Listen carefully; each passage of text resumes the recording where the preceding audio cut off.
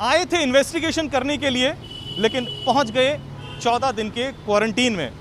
जी हाँ, बिहार के आईपीएस अधिकारी विनय तिवारी के साथ यही हुआ है।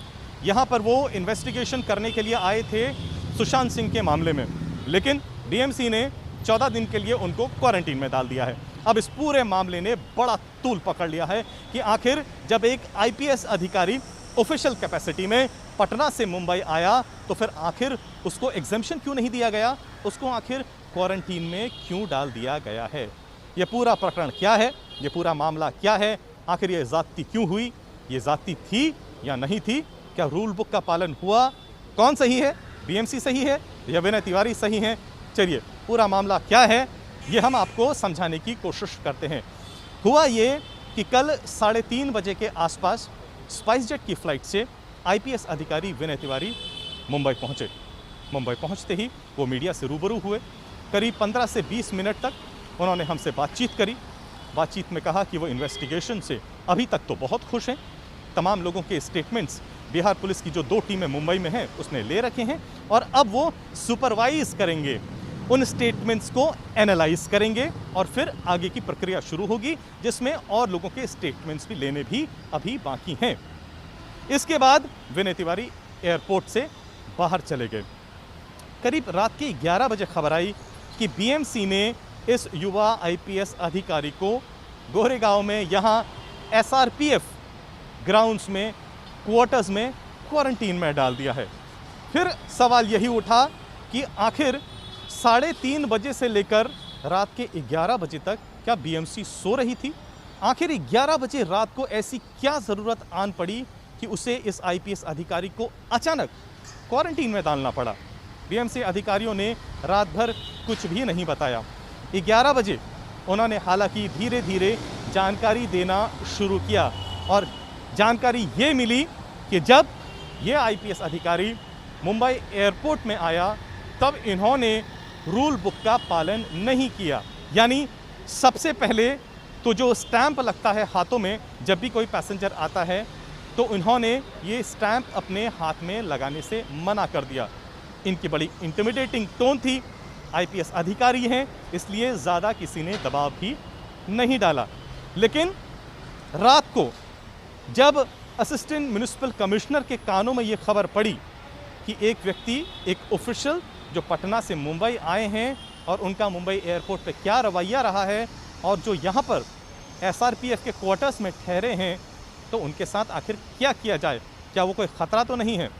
ऐसे में बीएमसी के अधिकारी खुद रूल बुक के साथ यहाँ पर आए और उसके बाद इस आईपीएस अधिकारी से पूछा, क्या आपके पास एग्जेम्पशन लेटर है? अगर आपके पास एग्जेम्पशन लेटर है तो दिखाइए।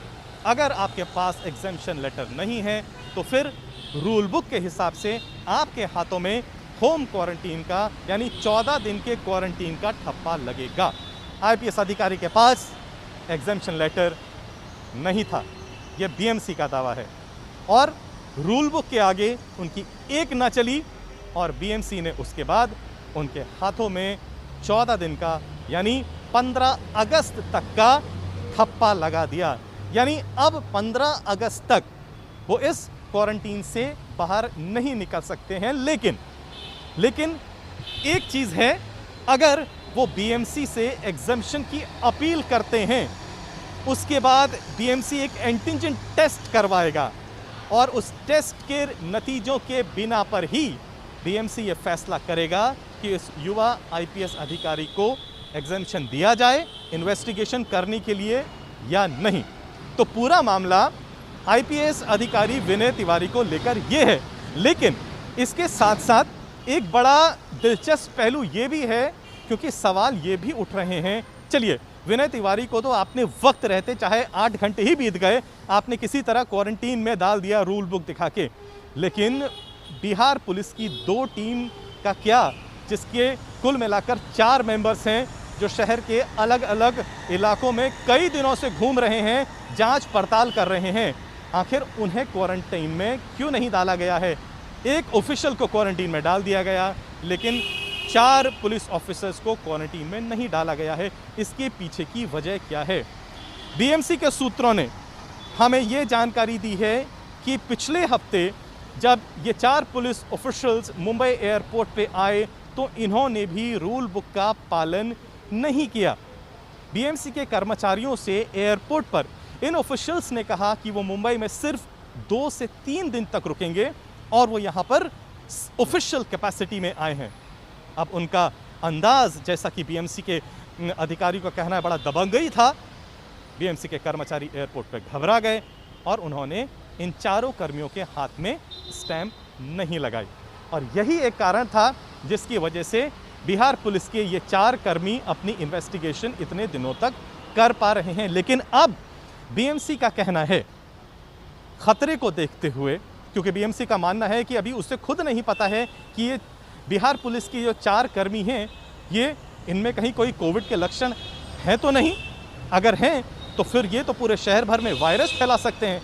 ऐसे में बीएमसी का कहना है कि बिहार पुलिस के अधिकारियों को खुद अपनी जिम्मेदारी का एहसास होना चाहिए और वक्त रहते उन्हें खुद आगे आना चाहिए और अपने आप को क्वारंटीन में भर्ती करा देना चाहिए। क्या ऐसा हो पाएगा, ये कहना बड़ा मुश्किल है, लेकिन बृहन मुंबई म्युनिसिपल कॉरपोरेशन ने जो अपने तरफ उंगली उठ रही थी उसका जवाब देते हुए साफ कह दिया है कि वो रूल बुक को फॉलो कर रहा है।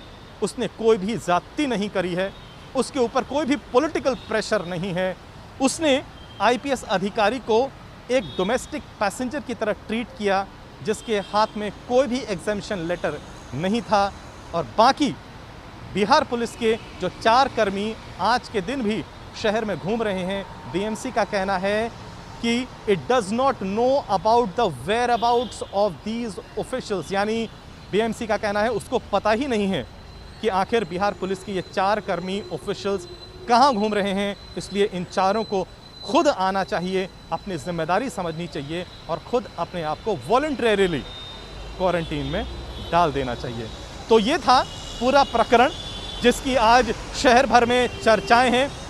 एक तरफ सुशांत मामले में इन्वेस्टिगेशन अपनी तरफ चल रही है, तो दूसरी तरफ राजनीति भी अपनी तरफ से चल रही है। दोनों तरफ से बयान आ रहे हैं, एलिगेशंस, काउंटर एलिगेशंस, स्टेटमेंट्स तो चल ही रहे हैं। आगे क्या होगा ये देखने वाली बात रहेगी। कैमरा पर्सन समीर शानबाग के साथ पंकज उपाध्याय, मुंबई तक।